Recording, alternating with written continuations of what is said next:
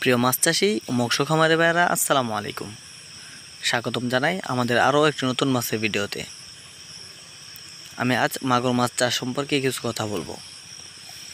আপনারা যারা মাগুর মাছ চাষ করবেন তারা অবশ্যই দেশি মাগুর মাছের পোনা দেখে ক্রয় করবেন।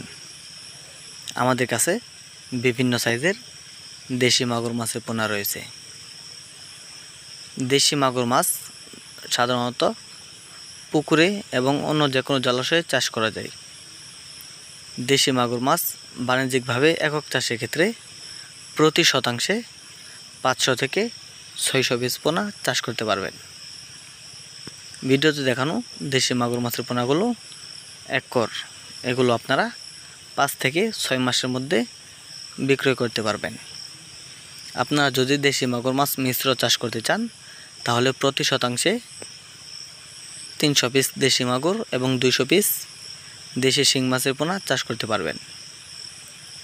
দেশি মাগুর মাছ পুকুরে চাষের ক্ষেত্রে পুকুরের গভীরতা 3 থেকে 4 ফিট হলেই চলবে। পুকুরের গভীরতা বেশি হলে দেশি মাগুর মাছ সাধারণ বৃদ্ধিতে ব্যাঘাত ঘটবে। এর কারণ হলো দেশি মাগুর মাছ সবসময় নিচ থেকে উপরে অক্সিজেনের জন্য আসে, তাই বেশি পানি হলে উপরে আস্তে আস্তে দুর্বল হয়ে যাবে, সেক্ষেত্রে সাধারণ বৃদ্ধিতে ব্যাঘাত ঘটবে। তাই আপনারা যারা দেশি মাগুর মাছ চাষ করবেন তারা অবশ্যই 3 থেকে 4 ফিটের মধ্যে পুকুরে পানি রাখার চেষ্টা করবেন। দেশি মাগুর মাছকে দৈনিক 2 বেলা খাবার প্রদান করতে হবে, সকাল এবং দুপুর। আপনারা যারা দেশি মাগুর মাছ অথবা দেশি শিং মাছ অথবা অন্য যে কোনো মাছের পোনা ক্রয় করতে চান তারা আমাদের কাছে সকল ধরনের মাছের পোনা পাবেন।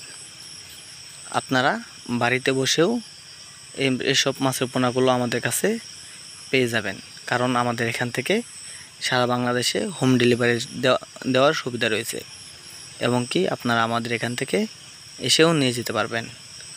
ধন্যবাদ।